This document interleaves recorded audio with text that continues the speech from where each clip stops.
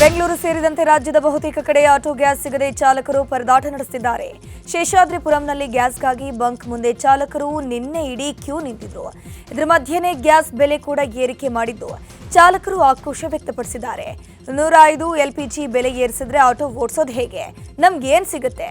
ನಾವು ಪ್ಯಾಸೆಂಜರ್ ಬಳಿ ಎಕ್ಸ್ಟ್ರಾ ಕೇಳಿದ್ರೆ ಅವರು ಕೊಡೋದಿಲ್ಲ. ಮೀಟರ್ನಲ್ಲಿ ಎಷ್ಟಿದೆಯೋ ಅಷ್ಟೇ ಕೊಡ್ತೀವಿ ಅಂತ ಹೇಳ್ತಾರೆ. 105 ರೂಪಾಯಿ ಲೀಟರ್ ಆದ್ರೆ ಸಂಜೆ ತನಕ ಓಡಿಸಿದ್ರು ಏನೂ ಸಿಗೋದಿಲ್ಲ. ಸರ್ಕಾರ ಕೂಡಲೇ ಒಂದು ರೇಟನ್ನ ಫಿಕ್ಸ್ ಮಾಡಬೇಕು ಅಂತ ಹೇಳಿದ್ರು. ಗ್ಯಾಸ್ ಸಿಗ್ತಾ ಇದೆ, ಒಂದು ಡಬಲ್ 60 ರೂಪಾಯಿ ಇರೋದು ಇವಾಗ ಬಂದು 60 ರೂಪಾಯಿ ಇರೋದು 105 ರೂಪಾಯಿ ಮಾಡ್ತಾವ್ರೆ. ಏನು ಮಾಡೋದು ಹೇಳಿ? ಗ್ಯಾಸ್ ಖಾಲಿ ಆಯಿತು. ಈಗ ಪುನಃ ಬಂದಿದ್ದೀವಿ, 400 ರೂಪಾಯಿಗೆ ಹಾಕ್ಸ್ಕೊಯ್ತು. ಸಾಯಂಕಾಲ ಗಂಟೆ ಒಂದು 600 ರೂಪಾಯಿ ದುಡಿತೀವಿ. ಊಟದ ಖರ್ಚು 100 ರೂಪಾಯಿ ಆಯ್ತದೆ.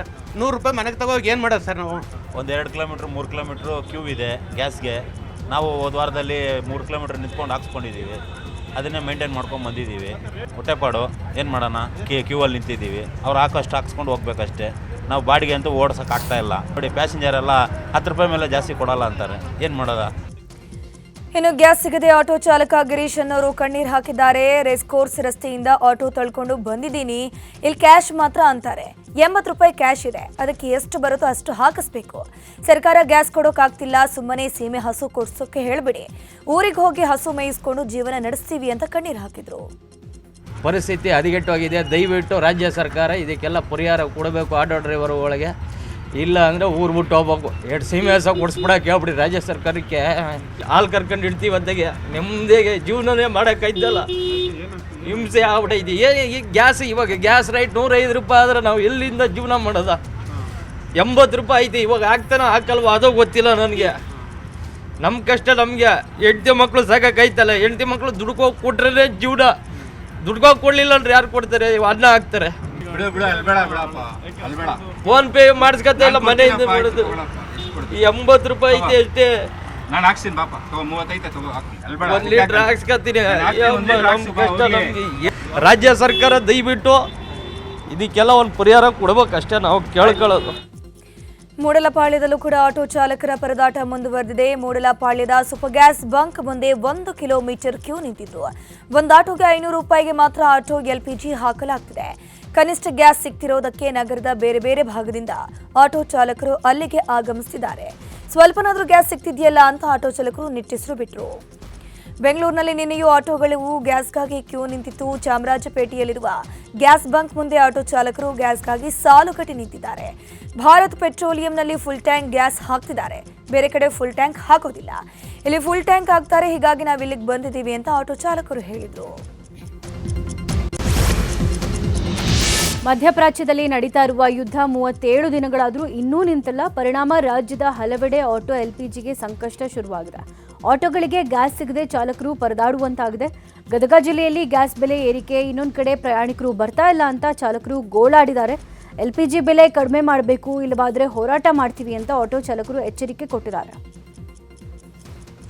ದರ ಹೆಚ್ಚಿಗೆ ಮಾಡೋದ್ರಿಂದ ನಮಗೆ ದುಡಿಯೋಕ್ಕಾಗ್ತಿಲ್ಲ. ಯಾಕಂದರೆ ಪ್ಯಾಸೆಂಜರ್ ಹತ್ರ ನಾವು ರೇಟ್ ಹೆಚ್ಚಿಗೆ ಮಾಡೋಕ್ಕಾಗೋದಿಲ್ಲ. ಯಾಕಂದ್ರೆ 59 ರೂಪಾಯಿ ಇದ್ದಿದ್ದು 1.5 ತಿಂಗಳು 2 ತಿಂಗಳ ಹಿಂದೆ ಈಗ ಒಮ್ಮಗಲು ಏಕಾಕಿಯಾಗಿ 97 ರೂಪಾಯಿ ಮಾಡಿದ್ದಾರೆ.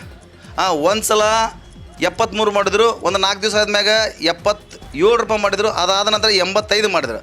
15 ದಿವಸ ಇಟ್ಟು ಒಮ್ಮಗಲು 97 ರೂಪಾಯಿ ಮಾಡಿದ್ರು. ಈ ಸರ್ಕಾರದವ್ರು ನೀವೇ ಹೇಳಿದಿರಿ ಅವ್ರಿಗೆ, ಗ್ಯಾಸ್ ಬಂಕ್ನವ್ರಿಗೆ, ಆ ಜಿಲ್ಲೆದೊಳಗೆ ನೀವು ಹೋಯ್ತಲ್ಲ CNG ರೇಟು ಆಮೇಲೆ LPG ರೇಟು ನೀವು ರೇಟ್ ಹೆಚ್ಚಿಗೆ ಮಾಡಿರಿ, ಅವರು ಆಟೋದವರು ಹೊಟ್ಟೆ ಮ್ಯಾಗ ಕಾಲು ಕೊಡ್ರಿ ಅಂತ ನೀವೇನು ಹೇಳಿದಿರ? ದಯವಿಟ್ಟು ನಿಮ್ಮ ಕೈ ಮುರಿದು ಕೇಳ್ಕೊತೀವಿ ನಾವು. LPG ಬಂಕ್ನವರು ಅಥವಾ CNG ಬಂಕ್ನವರು ದಯವಿಟ್ಟು ನಮ್ಮ ಹೊಟ್ಟೆ ಮ್ಯಾಗ ಕಾಲು ಕೊಡೋಕೆ ಹೋಗ್ಬೇಡ್ರಿ. ಯಾಕಂದ್ರೆ ನಾವು ಬಿಸಿಲಾಗ ಮಳೆಯಾಗ ಗಾಳಿಯಾಗ ನಿಂತು ದುಡಿತೀವಿ ಅಂದ್ಮ್ಯಾಗ ಒಂದು ಕರುಣೆ ಅನ್ನೋದು ಇರಲಿ ನಿಮ್ಗೆ. ರಾಜ್ಯ ಸರ್ಕಾರಕ್ಕಾಗಲಿ ಕೇಂದ್ರ ಸರ್ಕಾರಕ್ಕಾಗಲಿ ಒಂದು ಕೇಂದ್ರ ಸರ್ಕಾರಕ್ಕೆ ಮುಟ್ಟುವಂಥ ಮಾತನ್ನು ನಮ್ಮ ಬಡ ಪರಿಸ್ಥಿತಿ ಇರೋ ಆಟೋ ಚಾಲಕರಲ್ಲಿ ಭಾಳ ಒತ್ತಡ ಇದೆ. ಈಗ ಸ್ಕೂಲ್ ಫೀ ಕಟ್ಟೋಕ್ಕಾಗಲ್ಲ, ಮನೆ ನಡ್ಸೋಕೆ ವಜ್ಜೈತಿ. ನಾವು ದುಡ್ದಿಲ್ಲಿ ಒಂದು ಕಪ್ ಚಹಾ ಕುಡಿಬೇಕಾದ್ರೂ ನಮ್ಗೆ ಕಣ್ಣೀರು ಬರ್ತೈತಿ. ಆ ಪರಿಸ್ಥಿತಿ ಐತಿ. ಈಗ ಗ್ಯಾಸ್ ರೇಟು 97 ರೂಪಾಯಿ ಮಾಡ್ರ.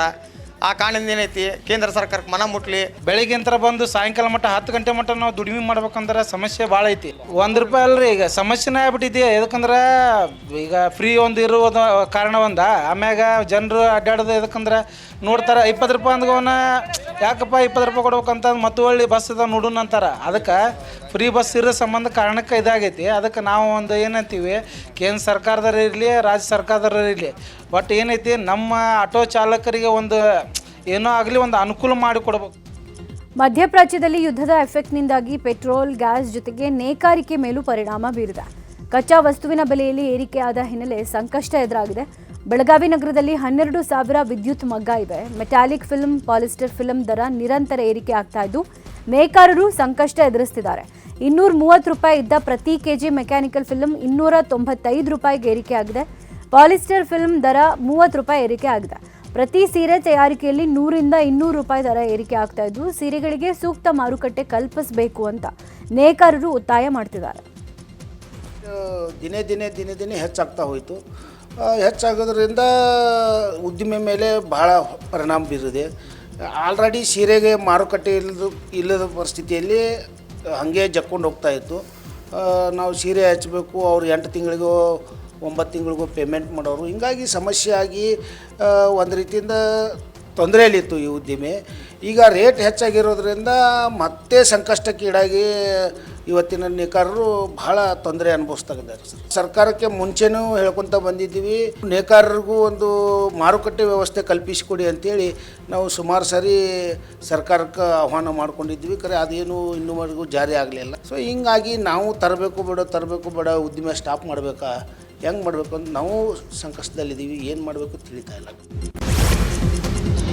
ಆಟೋ ಚಾಲಕರಿಗೆ ಗ್ಯಾಸ್ ಸಮಸ್ಯೆ ಆಗ್ತಿದೆ ಎಂಬ ವಿಚಾರದ ಬಗ್ಗೆ ಬೆಂಗಳೂರಿನಲ್ಲಿ ಮಾತನಾಡಿದ ಡಿಸಿಎಂ ಡಿಕೆ ಶಿವಕುಮಾರ್, ಆಟೋ ಚಾಲಕರಿಗೆ ಟ್ರಾನ್ಸ್ಪೋರ್ಟೇಷನ್ ತೊಂದರೆ ಆಗ್ತಿದೆ, ಹೋಟೆಲ್ನವರಿಗೂ ತೊಂದರೆ ಆಗಿದೆ.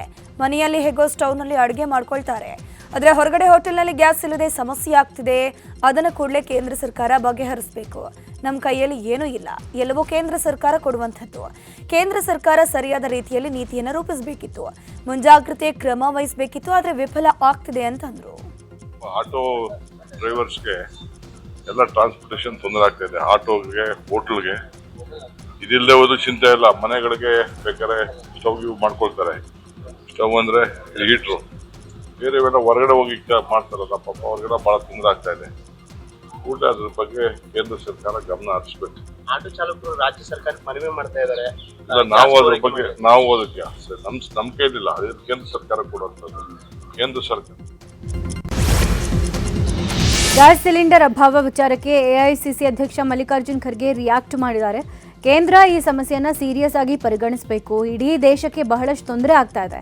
ಭಾರತದ ಎಕನಾಮಿ ಮೇಲೆ ಸಾಕಷ್ಟು ಪರಿಣಾಮ ಬೀರ್ತಾ ಇದೆ. ಎಲ್ಲೆಲ್ಲಿ ಗ್ಯಾಸ್ ಸಿಗುತ್ತೆ ಆ ದೇಶಗಳಿಂದ ಪಡೆಯೋಕೆ ಸರ್ಕಾರ ಮುಂದಾಗಬೇಕು. ಸರ್ಕಾರ ಯಾರ ಮಾತನ್ನು ಕೇಳೋಕೆ ತಯಾರಿಲ್ಲ, ಅವ್ರಿಗೇನು ಬೇಕೋ ಅದನ್ನೇ ಮಾಡ್ತಿದ್ದಾರೆ ಅಂತ ಬಿಜೆಪಿ ವಿರುದ್ಧ ವಾಗ್ದಾಳಿ ನಡೆಸಿದ್ರು.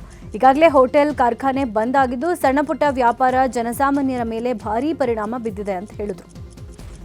ಸೆಂಟ್ರಲ್ ಗೌರ್ಮೆಂಟ್ ಸೀರಿಯಸ್ ಆಗಿ ಇದ್ರ ಬಗ್ಗೆ ವಿದೇಶ ನೀತಿಯನ್ನು ತನ್ನ ಬದಲಾವಣೆ ಮಾಡಿಕೊಂಡು ಎಲ್ಲೆಲ್ಲಿ ನಮಗೆ ಗ್ಯಾಸ್ ಸಿಗ್ತದೆ ಆ ದೇಶಗಳಿಂದ ಪಡಿತಕ್ಕಂಥ ಕೆಲಸ ಮಾಡಬೇಕು.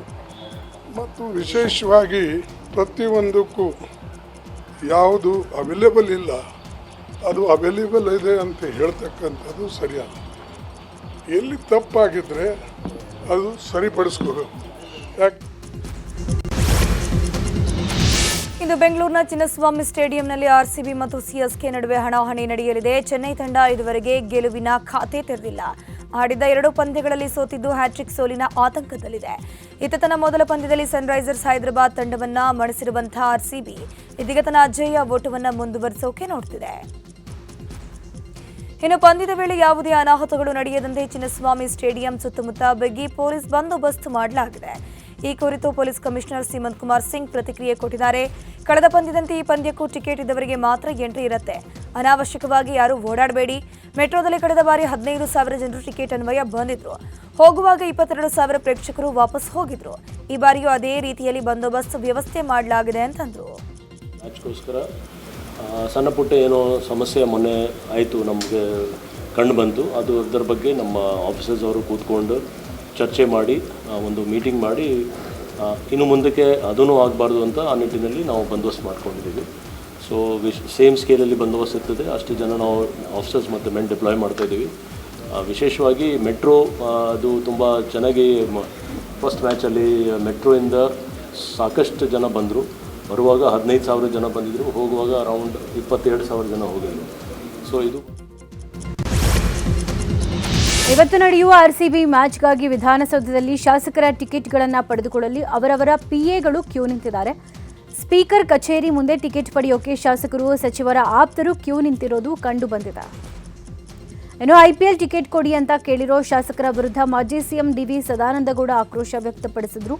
ಕೋಟ್ಯಂತರ ರೂಪಾಯಿ ಖರ್ಚು ಮಾಡಿ ಶಾಸಕರಾಗೋರು ಸದನದಲ್ಲಿ ನನಗೆ ಒಂದೆರಡು ಟಿಕೆಟ್ ಕೊಡಿ ಅಂತ ಕೇಳೋದು ನಾಚಿಕೆಗೇಡಿನ ವಿಚಾರ. ಕ್ರಿಕೆಟ್ ವಿಚಾರವನ್ನ ಕಾಲ್ ತುಳಿತಾಗಿ ಸತ್ತಾಗ ಮಾಡಬೇಕಿತ್ತು, ಆದ್ರೆ ಈಗ ಮಾಡ್ತಾ ಇರೋದು ಎಷ್ಟರ ಮಟ್ಟಿಗೆ ಸರಿ ಅಂತ ಪ್ರಶ್ನೆ ಮಾಡೋದು. ಕ್ರಿಕೆಟ್ನ ಬಗ್ಗೆ, IPLನ ಬಗ್ಗೆ ಅಥವಾ ಬೇರೆ ಯಾವುದರ ಬಗ್ಗೆ ಯಾವಾಗ ಚರ್ಚೆ ಆಗಬೇಕು ಅಂತ ಹೇಳಿ, ಹಲವು ಜನ ಬಲಿಯಾದ್ರಲ್ಲ, ಹಲವು ಜನರಿಗೆ ಗಾಯಗಳಾಯ್ತಲ್ಲ, ಅದರ ಬಗ್ಗೆ ಒಂದು ಡಿಟೇಲ್ ಚರ್ಚೆಗಳನ್ನು ಮಾಡಿದರೆ ಅದೊಂದು ಗೌರವ. ಇದು ನೂರಾರು ಕೋಟಿ ಖರ್ಚು ಮಾಡಿಕೊಂಡು ಶಾಸಕರಾಗಿ ಬಂದವರು IPL ಟಿಕೆಟ್ 2 ಕೋಟಿ ಅಂತ ಭಿಕ್ಷೆ ಬೇಡ್ತಾರಲ್ಲ, ಇವರಿಗೆ ನಾಚಿಕೆ. ಐಪಿಎಲ್ ಟಿಕೆಟ್ಗೆ ಶಾಸಕರು ಮುಗಿಬಿದ್ದ ವಿಚಾರಕ್ಕೆ ಆಟೋ ಚಾಲಕರು ಆಕ್ರೋಶ ವ್ಯಕ್ತಪಡಿಸಿದ್ದಾರೆ. ಬೆಂಗಳೂರಲ್ಲಿ ಮಾತನಾಡಿದ ಚಾಲಕ ಫಯಾಜ್, ನಮ್ಮ ಸಮಸ್ಯೆಗಳು ಯಾರಿಗೂ ಬೇಕಿಲ್ಲ, IPL ಟಿಕೆಟ್ ಇದ್ರೆ ಸಾಕು ಇವರಿಗೆ. IPL ಟಿಕೆಟ್ ಬೇಕಿದ್ರೆ ಬೆಟ್ಟಿಂಗ್ ಕೂಡ ಆಡ್ತಾರೆ. ನಾವು ಗ್ಯಾಸ್ ಸಿಗದೆ ಸಾಯ್ತಾ ಇದ್ದೀವಿ, ಗಂಟೆಗಟ್ಟಲೆ ಕ್ಯೂ ನಿಲ್ತಿದ್ದೀವಿ, ದುಡಿಮೆ ಇಲ್ಲ ಅಂತ ಮನೆಗೆ ಹೋಗದೇ ಇದ್ದೀವಿ. ಇಂತಹ ನಾಲಾಯಕ ರಾಜಕಾರಣಿಗಳು ಯಾಕೆ ನಮಗೆ ಬೇಕು ಅಂತ ಕಿಡಿಕಾರಿದ್ರು. ಎಲ್ಗೆ ಮಾತ್ರ ಮೊದಲು ಇರ್ತಾರೆ. ಮ್ಯಾಚ್ ನೋಡಬೇಕು ಅಂದರೆ, ಬೆಟ್ಟಿಂಗ್ ಹಾಕಬೇಕು ಅಂದರೆ, ಈ ದೇಶದಿಂದ ಈ ದೇಶಕ್ಕೆ ಬೆಟ್ಟಿಂಗ್ ಸಿಗಬೇಕು ಅಂದರೆ ಮೊದಲು ಮುಂದೆ ಇರ್ತಾರೆ. ಎಲ್ಲರೂ MLAನೂ ಇರ್ತಾನೆ, MP ಇರ್ತಾನೆ, ಎಲ್ಲರೂ ಇರ್ತಾರೆ. ಬಡವ್ರ ಬಗ್ಗೆ ಯಾರೂ ಮಾತಾಡಲ್ಲ. ನಿಂತಿದ್ದಾರೆ, ಎಲ್ಲರೂ ನಿಂತ್ಕೊತಾರೆ. ನನ್ನ ಬಗ್ಗೆ ಯಾರು ನಿಂತ್ಕೊತಾರೆ? ಬೆಂಗಳೂರಿನ ಚಿನ್ನಸ್ವಾಮಿ ಸ್ಟೇಡಿಯಂನಲ್ಲಿ ಇವತ್ತು ಆರ್ಸಿಬಿ ವರ್ಸಸ್ CSK ಪಂದ್ಯ ನಡೆಯಲಿದೆ. ಟಿಕೆಟ್ ಬುಕಿಂಗ್ ನೆಪದಲ್ಲಿ ಆರ್ಸಿಬಿ ಅಭಿಮಾನಿಗಳಿಗೆ ವಂಚನೆ ಮಾಡಲಾಗ್ತಾ ಇದೆ. IPL ಧಮಾಕ ಸೇಲ್ ಎನ್ನುವ ನಕಲಿ ಅಕೌಂಟ್ ಕ್ರಿಯೇಟ್ ಮಾಡಿ ವಂಚನೆ ಮಾಡಲಾಗ್ತಾ ಇದೆ. ಫೇಸ್ಬುಕ್ನಲ್ಲಿ ಟಿಕೆಟ್ ಲಭ್ಯ ಇರೋದಾಗಿ ಲಿಂಕ್ ರವಾನೆ ಮಾಡ್ತಾರೆ. ಆ ಲಿಂಕ್ ಓಪನ್ ಮಾಡಿ ಟಿಕೆಟ್ ಬುಕಿಂಗ್ ಮಾಡ್ತಾ ಇದ್ದಂತೆ ಹಣ ಕಟ್ ಆಗುತ್ತೆ, ಟಿಕೆಟ್ ಮಾತ್ರ ಸಿಗೋದಿಲ್ಲ. ಈ ಬಗ್ಗೆ ದೂರುಗಳು ಕೇಳಿಬಂದ ಹಿನ್ನೆಲೆ ಹುಳಿಮಾವು ಪೊಲೀಸ್ ಠಾಣೆಯಲ್ಲಿ ಕೇಸ್ ದಾಖಲಾಗಿದೆ. ಈಗಾಗಲೇ RCB CSK match ticket sold out ಆಗಿದೆ. ಹೀಗಾಗಿ ಯಾರೂ ಕೂಡ ನಕಲಿ ವೆಬ್ಸೈಟ್ಗಳಲ್ಲಿ ಟಿಕೆಟ್ಗಾಗಿ ಹಣ ಕಳ್ಕೊಳ್ಬಾರ್ದು ಅಂತ ಎಲೆಕ್ಟ್ರಾನಿಕ್ ಸಿಟಿ ವಿಭಾಗದ DCP M ನಾರಾಯಣ್ ಮನವಿ ಮಾಡಿದ್ದಾರೆ. ಏನು ಅಫಿಷಿಯಲ್ RCB ವೆಬ್ಸೈಟ್ ಬಿಟ್ಟು ಅದೇನ ಹೋಲಿಕೆ ಮಾಡುವಂಥ ಒಂದು ಕಂಟೆಂಟ್ ಕ್ರಿಯೇಟ್ ಆಗಿದೆ. ಅದರಲ್ಲಿ M Chinnaswamy stadium Bengaluru, royal Challengers Bangalore, IPL 2026 tickets on sale ಅಂತ ಒಂದು ಇದನ್ನು ಯಾವುದು ವೆಬ್ಸೈಟನ್ನು ಕ್ರಿಯೇಟ್ ಮಾಡಿದ್ದಾರೆ. ಇದು ಕ್ರಿಯೇಟ್ ಮಾಡಿದ ತಕ್ಷಣ ಇದು ಹಾಟ್ ಕೇಕ್ಸ್ ಥರ ನಾಳೆ ಮ್ಯಾಚ್ಗೆ IPL ಮ್ಯಾಚಸ್ಗೆ ತುಂಬ ಜನ ಅಂದರೆ ಸಾರ್ವಜನಿಕರು ಇದನ್ನು ಕ್ಲಿಕ್ ಮಾಡಿದಾಗ ಅಕೌಂಟ್ಸ್ಗೆ ಹೋಗಿ ಅಲ್ಲಿ ಸ್ಟ್ಯಾಂಡ್ಸ್ಗೆ ಎಷ್ಟೆಷ್ಟು ಟಿಕೆಟ್ಸ್ ಬೇಕು ಎಲ್ಲ ಅವರು ಕ್ಲಿಕ್ ಮಾಡಿದಾಗ ಅಮೌಂಟ್ ಎಲ್ಲ ಸಕ್ಸಸ್ಫುಲ್ ಅಂತ ತುಂಬ ಜನದ್ದು ಅಮೌಂಟ್ ತಗೊಂಡ ನಂತರ ಇಮಿಡಿಯೇಟ್ಲಿ ಲಿಂಕ್ ಡಿಸೇಬಲ್ ಆಗಿದೆ. ರಾಜ್ಯದ 2 ಕ್ಷೇತ್ರಗಳ ಬೈ ಎಲೆಕ್ಷನ್ ಅಖಾಡ ರಂಗೇರಿದೆ. ಬಾಗಲಕೋಟೆಯಲ್ಲಿ ಬಿಜೆಪಿ ಕಾಂಗ್ರೆಸ್ ನಡುವೆ ತೀವ್ರ ಪೈಪೋಟಿ ನಡೆದಿದ್ದು, ಬೈ ಎಲೆಕ್ಷನ್ ಗೆಲ್ಲೋಕೆ ಸಿಎಂ ಸಿದ್ದರಾಮಯ್ಯ ಶತಪ್ರಯತ್ನ ಮಾಡ್ತಿದ್ದಾರೆ. ಸಚಿವ ಸತೀಶ್ ಜಾರಕಿಹೊಳಿ ಮತ್ತು ಯತೀಂದ್ರಗೆ ಹೆಚ್ಚುವರಿ ಜವಾಬ್ದಾರಿಯನ್ನು ಕೊಟ್ಟಿದ್ದು, ಬಾಗಲಕೋಟೆ ಟ್ರೆಂಡ್ ನೋಡಿ ಇನ್ನಷ್ಟು ತಂತ್ರಗಾರಿಕೆ ಮಾಡೋಕೆ ಸೂಚನೆ ಕೊಟ್ಟಿದ್ದಾರೆ. ಚುನಾವಣೆ ಟ್ರೆಂಡ್ ಬದಲಿಸಿ ಕಾಂಗ್ರೆಸ್ ಅಲೆ ಹೆಚ್ಚಿಸುವ ತಂತ್ರ ರೂಪಿಸಿ ಅಂತ ಸಿಎಂ ಸೂಚನೆ ಕೊಟ್ಟಿದ್ದಾರೆ ಎನ್ನಲಾಗಿದೆ. ಮತದಾರರ ಸೆಳೆಯೋಕೆ ಬೂತ್ ಮಟ್ಟದಲ್ಲಿ ಇನ್ನಷ್ಟು ಪ್ರಚಾರಕ್ಕೆ ಸಲಹೆ ಕೊಟ್ಟಿರೋದು. ಬಿಜೆಪಿ ಒಲವಿರೋ ಬೂತ್ಗಳಲ್ಲಿ ಮತದಾರರನ್ನ ಮನವೊಲಿಸಿ ಅನುಕಂಪದ ಅಲೆಯನ್ನು ಹೆಚ್ಚಿಸೋಕೆ ಪ್ರಯತ್ನಿಸಿ ಅಂತ ಸೂಚನೆ ಕೊಟ್ಟಿದ್ದಾರಂತೆ. ಬಾಗಲಕೋಟೆ ಬೈ ಎಲೆಕ್ಷನ್ ಅಖಾಡ ರಂಗೇರಿದೆ. ಬಸವೇಶ್ವರ ಮೆಡಿಕಲ್ ಕಾಲೇಜ್ ಕ್ಯಾಂಪಸ್ನಲ್ಲಿ ಗಲಾಟೆ ನಡೆದಿದೆ. ಕಾಂಗ್ರೆಸ್ ಕಾರ್ಯಕರ್ತರು ಕೇಸರಿ ಶಾಲ್ ಹಾಕಿಕೊಂಡು ಕ್ಯಾಂಪಸ್ನಲ್ಲಿ ಓಡಾಡಿದ್ದಾರೆ. ಕಾಂಗ್ರೆಸ್ ಕಾರ್ಯಕರ್ತರು ಹಾಗೂ ಬಿಜೆಪಿ ಅಭ್ಯರ್ಥಿ ವೀರಣ್ಣ ಚರಂತಿಮಠ ವಿರುದ್ಧ ಕರಪತ್ರ ಹಂಚಿದ್ದಾರೆ ಎನ್ನಲಾಗಿದೆ. ಈ ವೇಳೆ ಕಾಂಗ್ರೆಸ್ ಕಾರ್ಯಕರ್ತರನ್ನ ಹಿಡಿದು ಪೊಲೀಸರಿಗೆ ಒಪ್ಪಿಸಲಾಗಿದೆ. ಕೇಸರಿ ಶಾಲ್ ಹಾಕಿಕೊಂಡು ಓಡಾಡಿರೋ ವಿಡಿಯೋ CCTVಯಲ್ಲಿ ಸೆರೆಯಾಗಿದೆ. ಬಳಿಕ ನವನಗರ ಠಾಣೆ ಎದುರು ಹೈ ಡ್ರಾಮಾ ನಡೆದಿದ್ದು, ಬಿಜೆಪಿ ಹಾಗೂ ಕಾಂಗ್ರೆಸ್ ಕಾರ್ಯಕರ್ತರ ನಡುವೆ ವಾಗ್ವಾದ ನಡೆಯಿತು. ದಾವಣಗೆರೆ ದಕ್ಷಿಣ ವಿಧಾನಸಭಾ ಕ್ಷೇತ್ರದ ಉಪಚುನಾವಣಾ ಕಣರಂಗೇರಿದೆ. ನಗರದ ಬಿಜೆಪಿ ಅಭ್ಯರ್ಥಿ ಪರ ಕೇಂದ್ರ ಸಚಿವ HD ಕುಮಾರಸ್ವಾಮಿ ತೆರೆದ ವಾಹನದಲ್ಲಿ ಮತಯಾಚನೆ ಮಾಡಿದ್ರು. ಕಾಯಪೇಟೆ ದೇವಸ್ಥಾನದಿಂದ ಆರಂಭಗೊಂಡ ರೋಡ್ ಶೋ ದೊಡ್ಡಪೇಟೆ ಹೊಂಡದ ಸರ್ಕಲ್ವರೆಗೂ ಕೂಡ ಪ್ರಚಾರ ನಡೆಸಿದ್ರು.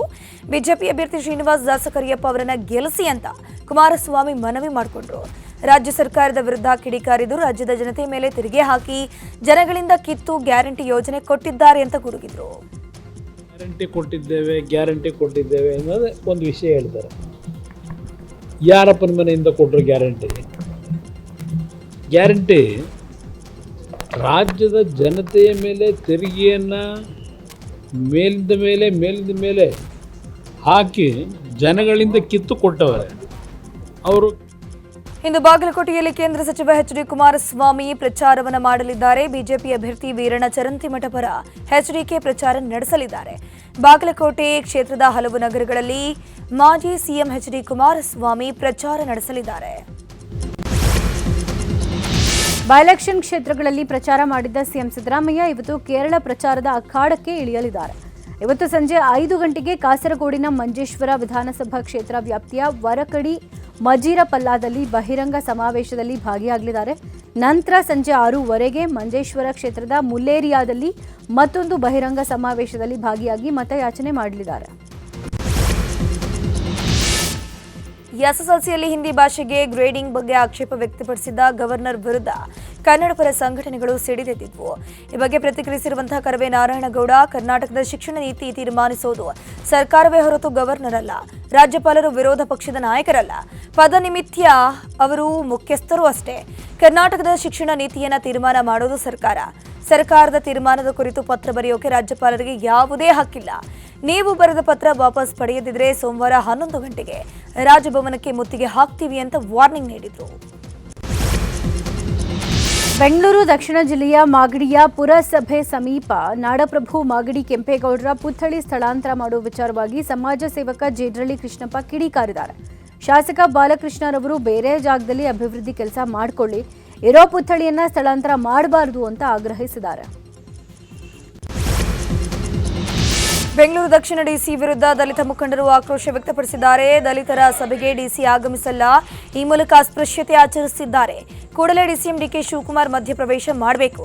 ಡಿಸಿ ದಲಿತರನ್ನ ಕಡೆಗಣಿಸುತ್ತಿದ್ದಾರೆ. ಕೂಡಲೇ ಸರ್ಕಾರ ಈ ಬಗ್ಗೆ ಕ್ರಮ ಕೈಗೊಳ್ಳಬೇಕು ಅಂತಂದ್ರು. ಬಾಬು ಜಗಜೀವನ್ ರಾಮ್ ಮತ್ತು ಬಾಬಾ ಸಾಹೇಬ್ ಅಂಬೇಡ್ಕರ್ ಪರಿನಿರ್ವಾಣ ದಿನದ ಅಂಗವಾಗಿ ಕರೆದಿದ್ದಂಥ ಸಭೆಯನ್ನ ನಾನು ಮಾಡಲ್ಲ.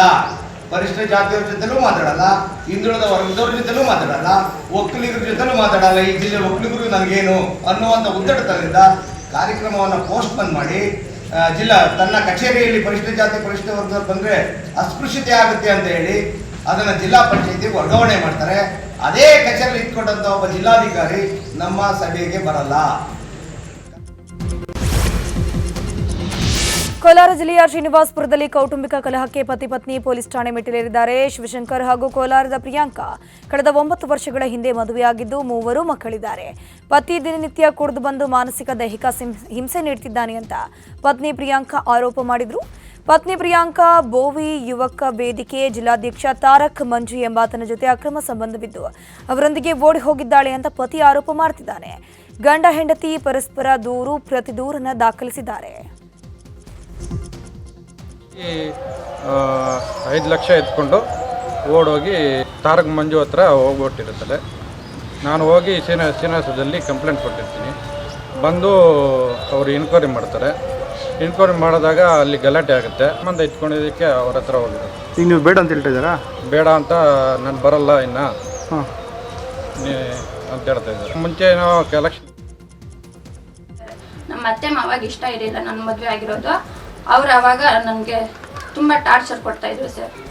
ಮದುವೆ ಆದಾಗಿಂದ ವರದಕ್ಷಿಣೆ ಏನು ನಮ್ಮ ಅಪ್ಪ ಅಮ್ಮ ಯಾರೂ ಇಲ್ಲ. ಅಪ್ಪ ಅಮ್ಮ ಯಾರು ಇಲ್ಲಿದ್ದ ಕಾರಣದಿಂದ ವರದಕ್ಷಿಣೆ ಏನೂ ತಂದಿಲ್ಲ. ನಮ್ಗೆ ಆಸ್ತಿ ನಿನ್ನಿಂದ ಒಡವೆಗಳು ಅವು ಇನ್ನೂ ಜಾಸ್ತಿ ಬೇಕು ಅಂತ ನಮ್ಗೆ ತುಂಬ ಹಿಂಸೆ ಕೊಡೋದು, ಹೊಡೆಯೋದು, ಕೆಟ್ಟ ಮಾತೆಲ್ಲ ಮಾತಾಡೋದು. ನಮ್ಮ ಅತ್ತೆ ಆದವಳು ನಮ್ಮ ಮಾವನಿಗೆ ನಾಗರಾಜಪ್ಪನಿಗೆ ಕಟ್ಕೊಡೋದು, ಆ ಥರ ಎಲ್ಲ ಮಾತಾಡ್ತಾ ಇದ್ಲು. ಮನೆಗೆ ಯಾರು ಬಂದರೆ ಅಲ್ಲೇ ಅವ್ರ ಜೊತೆ ಎಲ್ಲ ಸಂಬಂಧ ಬೆಳೆಸೋದು, ಆ ಥರ ಮಾಡ್ತಾ ಇದ್ರು ಸರ್. ತುಂಬ ಹಿಂಸೆ ಕೊಡ್ತಾ ಇದ್ರು. ಒಂದು ದಿನ ನನ್ನ ಪಾಯ್ಸನ್ ಸಹ ಕುಡಿಸ್ಬಿಟ್ಟಿದ್ರು.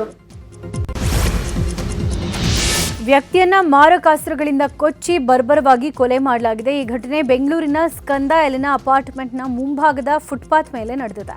ರಾತ್ರಿ 12 ಗಂಟೆ ಸುಮಾರಿಗೆ ದಲಾರಾಮ್ ಎಂಬಾತನ ಕೊಲೆ ಆಗಿದೆ. ಅಪರಿಚಿತ ವ್ಯಕ್ತಿಗಳು ಕೊಲೆ ಮಾಡಿ ತಲೆ ಮರೆಸಿಕೊಂಡಿದ್ದಾರೆ. ಘಟನೆ ಸಂಬಂಧ ವರ್ತೂರು ಪೊಲೀಸರು ತನಿಖೆ ಚುರುಕುಗೊಳಿಸಿದ್ದು ಆರೋಪಿಗಳಿಗಾಗಿ ಬಲೆ ಬೀಸಿದ್ದಾರೆ. ಇನ್ನು ಬೆಂಗಳೂರಿನ ಜೆಸಿ ನಗರದ ಮುಖ್ಯ ರಸ್ತೆಯಲ್ಲಿ ಕ್ಷುಲ್ಲಕ ಕಾರಣಕ್ಕೆ ಕೊಲೆ ಮಾಡಿರೋ ಘಟನೆ ನಡೆದಿದೆ. ವಿಜಯ್ ಕೊಲೆಯಾದ ವ್ಯಕ್ತಿ ಗಾಡಿ ಟಚ್ ಆದ ವಿಚಾರಕ್ಕೆ ವಿನೋದ್ ವಿಜಯ್ ಜೊತೆ ತಗಾದೆ ತೆಗೆದಿದ್ದಾನೆ. ಇದೇ ವಿಚಾರ ತಾರಕಕ್ಕೇರಿ ಕೊಲೆ ಆಗಿದೆ. ಘಟನೆ ಸಂಬಂಧ ಇಬ್ಬರು ಆರೋಪಿಗಳನ್ನು ಪೊಲೀಸರು ವಶಕ್ಕೆ ಪಡ್ಕೊಂಡಿದ್ದಾರೆ. ಮಹಿಳಾ ಕಸ್ಟಮ್ಸ್ ಅಧಿಕಾರಿಗೆ ಬ್ಲಾಕ್ ಮೇಲ್ ಮತ್ತು ಅತ್ಯಾಚಾರ ಆರೋಪ ಹಿನ್ನೆಲೆ ಕೃಪಾಲ್ ಲಾನಿ ಎಂಬಾತನನ್ನ ಬೆಂಗಳೂರು ಪೊಲೀಸರು ಅರೆಸ್ಟ್ ಮಾಡಿದ್ದಾರೆ. ಅಲ್ಲದೆ ಆರೋಪಿ ಮೇಲೆ ಹಲವು ದೂರುಗಳಿವೆ. ಆರೋಪಿ ಕೃಪಾಲ್ ಲಾನಿ ಎಲೆಕ್ಟ್ರಾನಿಕ್ಸ್ ಬಿಸಿನೆಸ್ ನಡೆಸುತ್ತಿದ್ದ. ಕಸ್ಟಮ್ ಕಣ್ತಪ್ಪಿಸಿ ಸಾಕಷ್ಟು ವ್ಯವಹಾರ ನಡೆಸಿದ ಆರೋಪ ಕೇಳಿಬಂದಿತ್ತು. 9 ವರ್ಷಗಳ ಹಿಂದೆ ಮಹಿಳಾ ಕಸ್ಟಮ್ ಅಧಿಕಾರಿಯ ಪರಿಚಯ ಮಾಡಿಕೊಂಡಿದ್ದಂತಹ ಕೃಪಾಲಾನಿ ಆಕೆ ಜೊತೆಗೆ ಪ್ರೀತಿ ನಾಟಕವಾಡಿ ದೈಹಿಕ ಸಂಬಂಧ ಬೆಳೆಸಿದಂತೆ. ಈ ವಿಡಿಯೋ ತೋರಿಸಿ ಬ್ಲಾಕ್ ಮೇಲ್ ಮಾಡ್ತಾ ಇದ್ದಂತೆ. ಈ ಸಂಬಂಧ ತನಿಖೆ ಮುಂದುವರೆದಿದೆ. ಸೀ ಬ್ರೀಸ್ ಮ್ಯಾರಥಾನ್ ಹೆಸರಿನಲ್ಲಿ ವಂಚನೆ ಮಾಡಲಾಗ್ತಾ ಇದೆ, ಯಾರೂ ರಿಜಿಸ್ಟ್ರೇಷನ್ ಮಾಡಬೇಡಿ ಅಂತ ಮಂಗಳೂರು ಪೊಲೀಸ್ ಕಮಿಷನರ್ ಸುಧೀರ್ ಕುಮಾರ್ ರೆಡ್ಡಿ ಸಾರ್ವಜನಿಕರಿಗೆ ಎಚ್ಚರಿಕೆ ಕೊಟ್ಟಿದ್ದಾರೆ. SBI ಬ್ಯಾಂಕ್ ಸ್ಪಾನ್ಸರ್ ಮಾಡ್ತಾ ಇರುವ ಸೀ ಬ್ರೀಸ್ ಮ್ಯಾರಥಾನ್ ನಗರದ ಮಂಗಳಾ ಸ್ಟೇಡಿಯಂನಲ್ಲಿ ಏಪ್ರಿಲ್ 19ನೇ ತಾರೀಕು ಬೆಳಗ್ಗೆ 5:15 ನಡೆಯಲಿದೆ. ಈಗಾಗಲೇ ರಿಜಿಸ್ಟ್ರೇಷನ್ ಲಿಂಕ್ ಕೂಡ ಕೊಡಲಾಗಿದೆ. ಆದರೆ ಈ ಲಿಂಕ್ ಓಪನ್ ಮಾಡಿದ್ರೆ ನಿಮ್ಮ ಡಿವೈಸ್ ಹ್ಯಾಕ್ ಆಗೋ ಸಾಧ್ಯತೆ ಇದೆ ಅಂತ ಕಮಿಷನರ್ ಎಚ್ಚರಿಕೆ ಕೊಟ್ಟಿದ್ದಾರೆ. ಲಂಚ ಪಡೆಯುವಾಗ ಇಬ್ಬರು ಪೊಲೀಸ್ ಪೇದೆಗಳು ಲೋಕಾಯುಕ್ತ ಬಲೆಗೆ ಬಿದ್ದಿದ್ದಾರೆ. ಅಟ್ರಾಸಿಟಿ ಪ್ರಕರಣದಲ್ಲಿ ಜಾಮೀನು ಕೊಡೋದಾಗಿ ಕೊಪ್ಪಳದ ಮಾರುತಿ ಬ್ಯಾಳಿ ಹಾಗೂ ಚಂದಾಲಿಂಗ್ ಎಂಬ ಇಬ್ಬರು ಪೊಲೀಸರು ಮೆಹಬೂಬ್ ಪಾಷಾ ಬಳಿ ಹಣಕ್ಕೆ ಬೇಡಿಕೆ ಇಟ್ಟಿದ್ರು. ಫೋನ್ಪೇ ಮೂಲಕ 15,000 ಹಣವನ್ನು ಪಡ್ಕೊಂಡಿದ್ರು. ಆದರೆ ಮತ್ತೆ 3,000 ಹಣ ಪಡೆಯುವಾಗ ಲೋಕಾಧಿಕಾರಿಗಳು ದಾಳಿ ಮಾಡಿ ಇಬ್ಬರನ್ನು ವಶಕ್ಕೆ ಪಡ್ಕೊಂಡಿದ್ದಾರೆ. ಅಪಘಾತ ತಪ್ಪಿಸೋಕೆ ಹೋಗಿ ಕೆಎಸ್ಆರ್ಟಿಸಿ ಬಸ್ ಹಳ್ಳಕ್ಕೆ ಬಿದ್ದಿರೋ ಘಟನೆ ಕೋಲಾರ ಜಿಲ್ಲೆ ಶ್ರೀನಿವಾಸಪುರ ತಾಲೂಕಿನ ರೋಜರನಹಳ್ಳಿ ಸಮೀಪ ನಡೆದಿದೆ. ಕೋಲಾರದಿಂದ ವೆಲಗಲಬುರ್ಗೆ ಗ್ರಾಮಕ್ಕೆ ಕೆಎಸ್ಆರ್ಟಿಸಿ ಬಸ್ ಹೊರಟಿತ್ತು. ಈ ವೇಳೆ ಎದುರಿಗೆ ಬಂದ ಕ್ಯಾಂಟರ್ಗೆ ಡಿಕ್ಕಿ ಆಗ್ತಿದ್ದನ್ನು ತಪ್ಪಿಸೋಕೆ ಹೋಗಿ ಅಪಘಾತಕ್ಕೀಡಾಗಿದೆ. ಬಸ್ನಲ್ಲಿ 20ಕ್ಕೂ ಹೆಚ್ಚು ಮಂದಿ ಪ್ರಯಾಣಿಕರಿದ್ದು ಅದೃಷ್ಟವಶಾತ್ ಯಾವುದೇ ಪ್ರಾಣಹಾನಿ ಸಂಭವಿಸಿಲ್ಲ. ಚಾಲಕನ ನಿಯಂತ್ರಣ ತಪ್ಪಿ ಭೀಕರ ಕಾರು ಅಪಘಾತ ಆಗಿದೆ. ಚಿಕ್ಕಬಳ್ಳಾಪುರ ತಾಲೂಕಿನ ಕೊತ್ತನೂರು ಗ್ರಾಮದ ಬಳಿ ಘಟನೆ ನಡೆದಿರೋದು. ಕಾರ್ನಲ್ಲಿದ್ದ 9 ವರ್ಷದ ಬಾಲಕಿ ಅಂಕಿತಾ ಸಾವನ್ನಪ್ಪಿದ್ದಾರೆ. ಕಲಬುರಗಿಯಿಂದ ಬೆಂಗಳೂರಿಗೆ ಬರ್ತಾ ಇದ್ದಾಗ ಟ್ರಕ್ ಓವರ್ಟೇಕ್ ಮಾಡೋ ಭರದಲ್ಲಿ ಅಪಘಾತ ನಡೆದಿದೆ. ಚಿಕ್ಕಬಳ್ಳಾಪುರ ಸಂಚಾರಿ ಠಾಣೆಯಲ್ಲಿ ಪ್ರಕರಣ ದಾಖಲಾಗಿದೆ. ಬೆಳಗಾವಿ ಜಿಲ್ಲೆಯ ಹುಕ್ಕೇರಿ ತಾಲೂಕಿನ ಸಂಕೇಶ್ವರ ಪೊಲೀಸರು ಭರ್ಜರಿಯಾಗಿ ಬೇಟೆಯಾಡಿದ್ದಾರೆ. ಅಂತರ್ರಾಜ್ಯದಲ್ಲಿ ಬೈಕ್ ಕದ್ದು ಮಾರಾಟ ಮಾಡುತ್ತಿದ್ದ ಇಬ್ಬರು ಖತರ್ನಾಕ್ ಕಳ್ಳರನ್ನು ಅರೆಸ್ಟ್ ಮಾಡಿ 27 ಬೈಕ್ಗಳನ್ನು ಜಪ್ತಿ ಮಾಡಿದ್ದಾರೆ. ಮಾರ್ಚ್ 31ರಂದು ಅಜಿತ್ ಅರಬೋಳೆ ಅನ್ನೋರ ಬೈಕ್ ಕಳ್ಳತನ ಮಾಡಲಾಗಿತ್ತು. ಸಂಕೇಶ್ವರ ಪೊಲೀಸರಿಗೆ ದೂರು ಕೊಟ್ಟಿದ್ದು ವಿಶೇಷ ತಂಡ ರಚನೆ ಮಾಡಲಾಗಿತ್ತು. ಆರೋಪಿಗಳಾದ ಲಕ್ಷ್ಮಣ ಹಾಗೂ ಫಕೀರಪ್ಪ ಅನ್ನೋರನ್ನ ವಿಚಾರಣೆ ಮಾಡಿದಾಗ ವಿವಿಧ ಪೊಲೀಸ್ ಠಾಣಾ ವ್ಯಾಪ್ತಿಯಲ್ಲಿ ಕಳ್ಳತನವಾಗಿದ್ದ ಒಟ್ಟು 27 ಬೈಕ್ಗಳನ್ನು ರಿಕವರಿ ಮಾಡಿಕೊಂಡಿದ್ದಾರೆ. ಆರೋಪಿಗಳನ್ನು ಜೈಲಿಗೆ ಕಳಿಸಲಾಗಿದ್ದು ಸಂಕೇಶ್ವರ ಪೊಲೀಸರ ಕಾರ್ಯಕ್ಕೆ ಬೆಳಗಾವಿಯ ಎಸ್ಪಿ ಕೆ ರಾಮರಾಜನ್ ಮೆಚ್ಚುಗೆ ವ್ಯಕ್ತಪಡಿಸಿದರು. ದಕ್ಷಿಣ ಕನ್ನಡ ಜಿಲ್ಲೆಯ ಬೆಳ್ತಂಗಡಿ ತಾಲೂಕಿನ ಬೆಳಾಲು ಗ್ರಾಮದ ಕಾಡಂಚಿನ ಪರಿಸರದಲ್ಲಿ ಕಾಡಾನೆ ದಾಳಿ ಮಾಡಿದೆ. ಒಂಟಿ ಸಲಗವೊಂದು ಕೃಷಿ ತೋಟಗಳಿಗೆ ನುಗ್ಗಿ ಬೆಳೆಹಾನಿ ಮಾಡಿದೆ. ಇಲ್ಲಿನ ಪ್ರಶಾಂತ್ ಹಾಗೂ ಮುತ್ತಪ್ಪ ಅನ್ನೋರ ತೋಟಗಳಿಗೆ ಕಾಡಾನೆ ನುಗ್ಗಿ ನೀರಾವರಿ ಪೈಪ್ ಲೈನ್ ತೋಟದಲ್ಲಿ ಅಳವಡಿಸಿದ್ದ ಸಿಸಿಟಿವಿ 50ಕ್ಕೂ ಅಧಿಕ ಬಾಳೆ ಗಿಡಗಳನ್ನು ನಾಶ ಮಾಡಿದೆ. ಚಾಮರಾಜನಗರ ಜಿಲ್ಲೆ ಗುಂಡ್ಲುಪೇಟೆ ತಾಲೂಕಿನ ಶಿವಪುರ ಗ್ರಾಮದಲ್ಲಿ ನಾಯಿಯೊಂದು ಕಾರಿನ ಅಡಿ ಕುಳಿತು ಚಿರತೆ ದಾಳಿಯಿಂದ ಪಾರಾಗಿರೋ ಘಟನೆ ನಡೆದಿದೆ. ಮಹೇಶ್ ಅನ್ನೋ ರೈತನ ತೋಟದ ಮನೆ ಬಳಿ ಪ್ರತ್ಯಕ್ಷವಾದ ಚಿರತೆ ನಾಯಿಯನ್ನ ಬೇಟೆ ಆಡೋಕೆ ಹೊಂಚು ಹಾಕಿದೆ. ಇನ್ನು ನಾಯಿ ಕಾರಿನ ಅಡಿ ಸೇರಿಕೊಂಡು ಬೊಗಳೋಕಾರಂಭ ಮಾಡಿದೆ. ನಾಯಿ ಬೊಗಳೋ ಶಬ್ದ ಕೇಳಿ ಮಾಲೀಕರು ಮನೆಯಿಂದ ಹೊರಗೆ ಬರ್ತಾ ಇದ್ದಂತೆ ಚಿರತೆ ಓಡ್ ಹೋಗಿದೆ. ರಾಜ್ಯದಲ್ಲಿ ಮಳೆ ಮುಂದುವರಿಯಲಿದೆ ಅಂತ ಹವಾಮಾನ ಇಲಾಖೆ ಮುನ್ಸೂಚನೆ ಕೊಟ್ಟಿದೆ. ಗುಡುಗು ಆಲಿಕಲ್ಲು ಸಹಿತ ಮಳೆಯಾಗುವ ಸಾಧ್ಯತೆ ಇದೆ. ಕಲಬುರಗಿ, ಬಳ್ಳಾರಿ, ಕೊಡಗು, ಹಾಸನ, ಮೈಸೂರು ಜಿಲ್ಲೆಗಳಿಗೆ ಯೆಲ್ಲೋ ಅಲರ್ಟ್ ಘೋಷಿಸಲಾಗಿದೆ. ಬೆಂಗಳೂರಿನಲ್ಲಿ ಮಳೆಯ ಮುನ್ಸೂಚನೆ ನೀಡಲಾಗಿದ್ದು ಕೆಲವೆಡೆ ತುಂತುರು ಮಳೆ ಸುರಿದಿದೆ. ಮೈಸೂರು ಜಿಲ್ಲೆಯಲ್ಲಿ ಹಲವೆಡೆ ಮಳೆ ಸುರಿದಿದೆ. ಬಿರು ಬಿಸಿಲಿಗೆ ಬೇಸಿತ್ತು. ಜನರಿಗೆ ಮಳೆರಾಯ ತಂಪೆರೆದಿದ್ದಾನೆ. ಕುವೆಂಪು ನಗರ, ವಿದ್ಯಾರಣ್ಯಪುರಂ, ಅಗ್ರಹಾರ, ಚಾಮುಂಡಿಪುರಂ ಸೇರಿದಂತೆ ಹಲವೆಡೆ ಮಳೆ ಸುರಿದಿದೆ. ಹಗರಣದ ಗೂಡಾಗಿದ್ದ ಮೈಸೂರು ಮೂಡ ಇದೀಗ MDA ಆಗಿ ಬದಲಾಗಿದೆ. ನೂತನ ಬಡಾವಣೆ ನಿರ್ಮಾಣ ಕೆಲಸ ಶುರು ಮಾಡಿಕೊಂಡಿದೆ. MDA ವತಿಯಿಂದ ನೂತನ ಬಡಾವಣೆ ನಿರ್ಮಾಣ ಮಾಡೋಕೆ ಸರ್ವೆ ಕಾರ್ಯ ನಡೀತಾ ಇದ್ದು ಜಿಲ್ಲಾಧಿಕಾರಿ ಲಕ್ಷ್ಮೀಕಾಂತ್ ರೆಡ್ಡಿ ಡ್ರೋನ್ ಮೂಲಕ ಸರ್ವೆ ಕಾರ್ಯ ವೀಕ್ಷಣೆ ಮಾಡಿದ್ರು.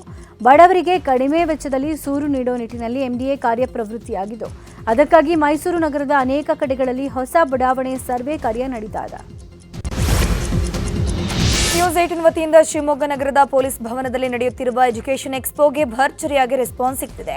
ವಿದ್ಯಾಸಂಗಮ 2026 ಹೆಸರಲ್ಲಿ ಕಾರ್ಯಕ್ರಮ ನಡೆಯುತ್ತಿದ್ದು ಕಾರ್ಯಕ್ರಮವನ್ನ ಮಾಜಿ ಶಿಕ್ಷಣ ಸಚಿವ ಕಿಮ್ಮನಿ ರತ್ನಾಕರ್ ಉದ್ಘಾಟನೆ ಮಾಡಿದರು. ಇನ್ನು ಒಂದೇ ಸೂರಿನಲ್ಲಿ 40ಕ್ಕೂ ಹೆಚ್ಚು ವಿದ್ಯಾಸಂಸ್ಥೆಗಳು ಕಾರ್ಯಕ್ರಮದಲ್ಲಿ ಭಾಗಿಯಾಗಿವೆ. ಎಜುಕೇಷನ್ ಎಕ್ಸ್ಪೋಗೆ ಸಾವಿರಾರು ವಿದ್ಯಾರ್ಥಿಗಳು ಆಗಮಿಸಿದ್ದಾರೆ. ಇಂದು ಕೂಡ ಎಕ್ಸ್ಪೋ ಇರಲಿದೆ.